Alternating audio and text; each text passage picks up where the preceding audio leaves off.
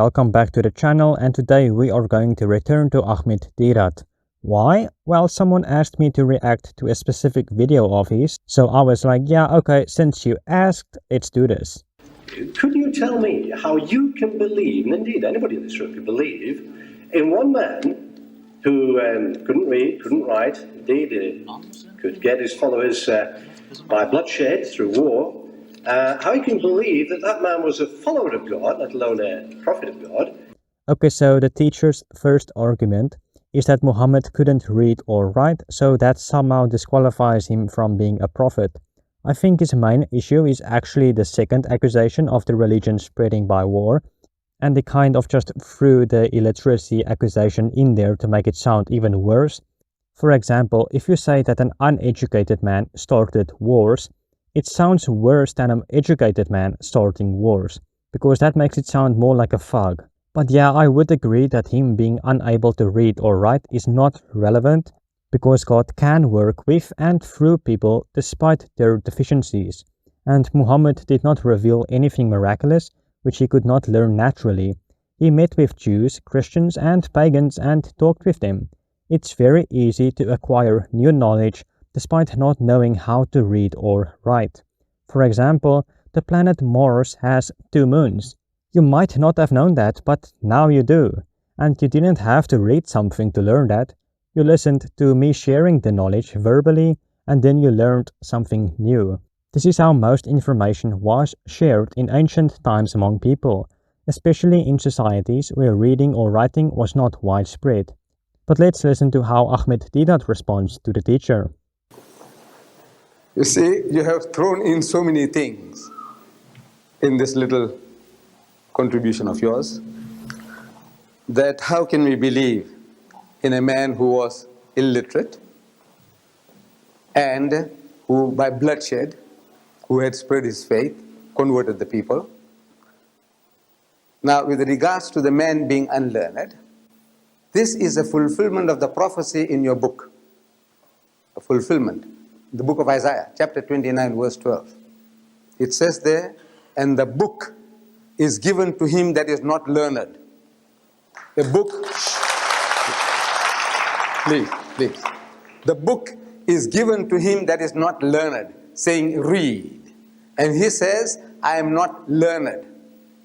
Now, if you look for in the religious history of man, in the Bible, you will never find an occasion where any prophet of God, when given the message of God, he says, I'm not learned.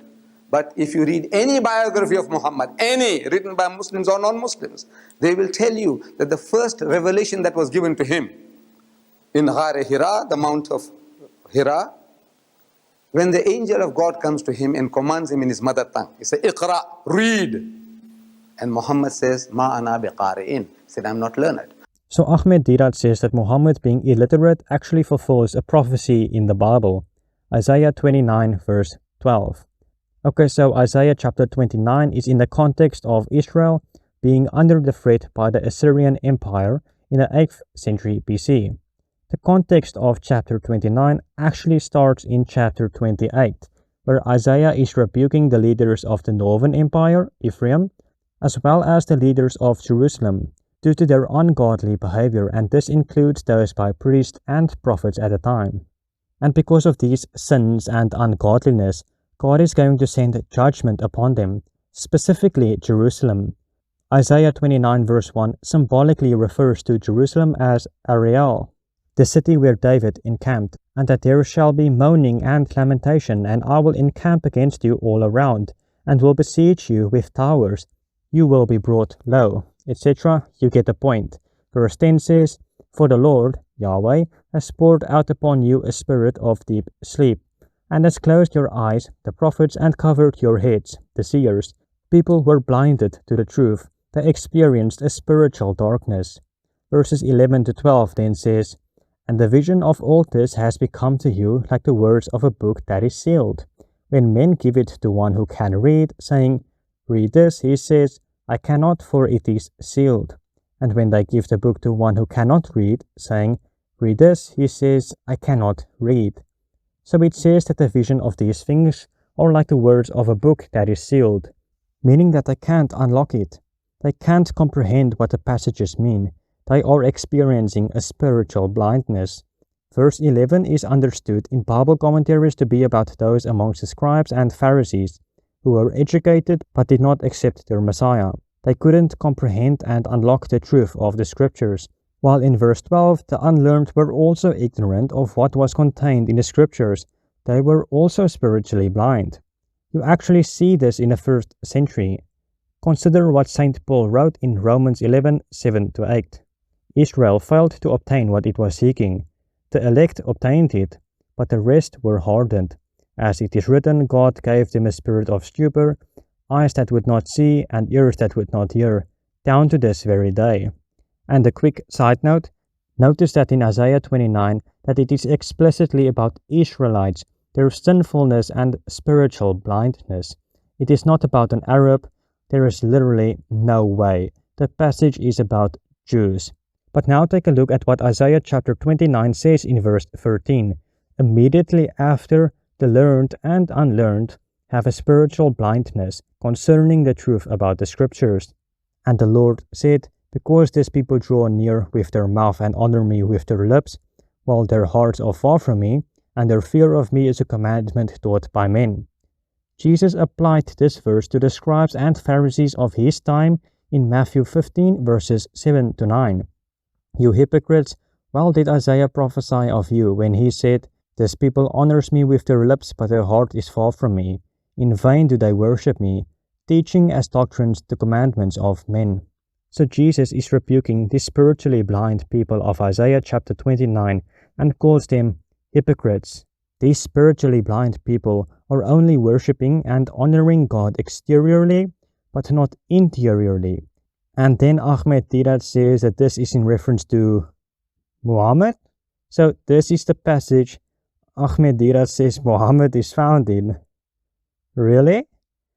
You do realize applying this to Muhammad is actually an insult, right? The whole passage is about the people being under the judgment of God and them being spiritually blind and not being true servants of God. So Ahmed Deedat's argument is that Muhammad is under the judgment of God, he is spiritually blind, and that he isn't truly following God interiorly, and that Jesus actually condemned him.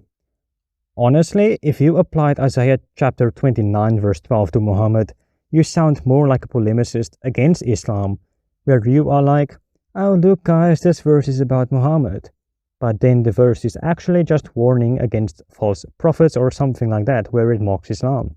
But Ahmed Deedat unironically applies this verse to Muhammad without realizing that if he was right, he would actually be mocking Islam. Oh, and by the way, even if you take verse 12 out of context, the context being that these are ungodly, spiritually blind people being under the judgment of God, and they are being rebuked, and it is about Jews, not Gentiles, and at verse 10 literally said that prophecy will cease, so it is quite explicitly not promising a new prophet in context. On the contrary, but even if you ignored all of this, then Ahmed Deedat's claim is still weak because even Mormons appeal to Isaiah chapter 29, albeit verse 11 instead of 12, as a fulfillment of a prophecy where a learned scholar exclaimed that he couldn't read a sealed book. So if another false religion takes the same passage out of context as proof for their religion which opposes yours, and your claim is just as weak as theirs, maybe you shouldn't make this argument. The second charge, that he spread his religion by bloodshed. You see, you know your great man, your great men. Thomas Carlyle, you heard about him? One of the greatest thinkers of the past century. In 1840, in England, he delivered a series of talks on heroes and hero worship. And you know whom he chose as his hero prophet? Muhammad. You know that, sir? Muhammad. His hero prophet. Not David, not Solomon, not Moses, not Jesus, but Muhammad as his hero prophet. Your man, Thomas Carlyle. And he defends Muhammad. Listen to him. After all, look, who was bribing him to say the things that he was saying? I want you to tell me. He said, look, some Arabs bribed him in 1840 here in England. Okay, so Ahmed Deedat praises and hypes up Thomas Carlyle for thinking positively about Muhammad as a non-Muslim. So I looked at the book Thomas Carlyle wrote on this topic, And notice that he thinks Martin Luther is a hero as a priest. So for anyone who has read the vile and disgusting things Martin Luther has written and all of the harm he caused, it should be pretty clear that Thomas Carlyle's opinions about who is a hero does not correlate well with reality or objective morality. I decided to read what Thomas Carlyle said, and I found the following. We can also read the Quran. I must say, it is as toilsome reading as I ever undertook. A wearisome, confused jumble, crude, incondite, endless iterations, long-windedness, entanglement, most crude, incondite, insupportable stupidity in short. Nothing but a sense of duty could carry any European through the Quran. With every allowance, one feels it difficult to see how any mortal ever could consider this Quran as a book written in heaven, too good for the earth as a well-written book, or indeed as a book at all, and not a bewildered rhapsody, written, so far as writing goes, as badly as almost any book ever was. It is the confused ferment of a great rude human soul, rude, untutored, that cannot even read, but fervent, earnest, struggling vehemently to utter itself in words. The man was an uncultured, semi-barbarous son of nature, much of the Bedouin still clinging to him. Carlyle also says that he seems genuine and sincere, and not purposefully deceiving people, and Carlyle likes him because of that, and he also seemed to like Muhammad because of his primitiveness in a way. So Carlyle liked him precisely because he seemed sincere, uneducated, and primitive, and things like that. Sure, Carlyle wasn't biased, but his reasoning is not very good, so I don't think he offers anything of value.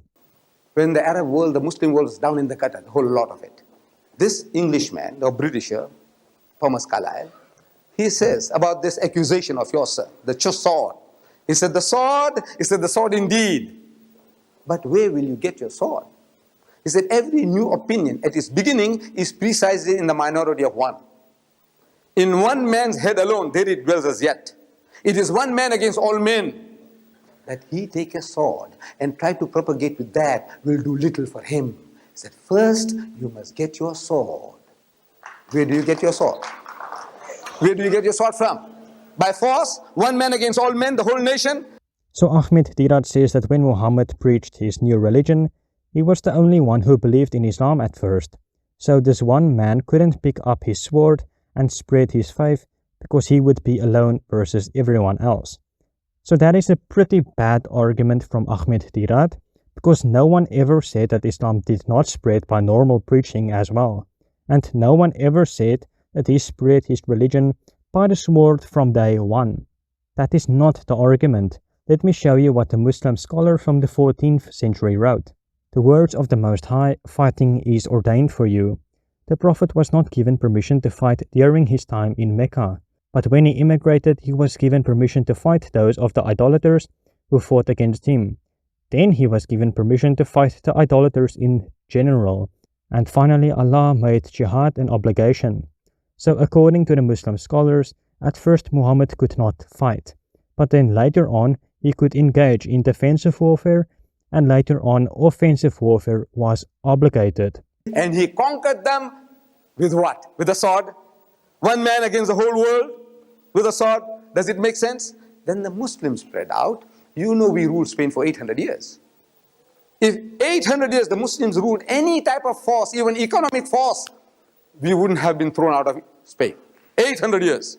We ruled that country, and when we were kicked out, there was not one man left in that country to give the azan. Reason? Because they didn't use any type of force. We ruled India for 1,000 years, the Muslims.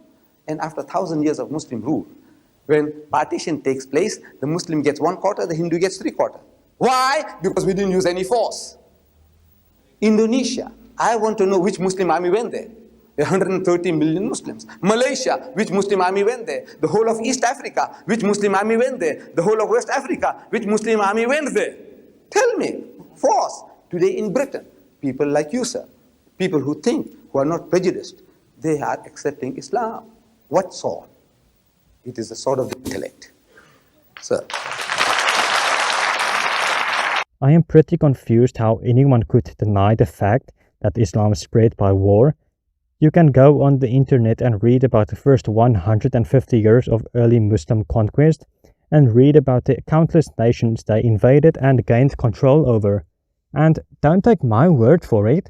Look what a member of the Council of Senior Ulama in Saudi Arabia himself said. Islam was spread by the sword with regard to those who rejected and refused to accept Islam. And a scholarly organization in Saudi Arabia said, Islam spread by means of proof and evidence to those who listened to the message and responded to it, and it spread by means of force and the sword to those who were stubborn and arrogant. And the Muslim historian known as Al-Tabari from the 9th century reported that Qatar said, the Arabs had no religion and they were compelled to the religion by the sword.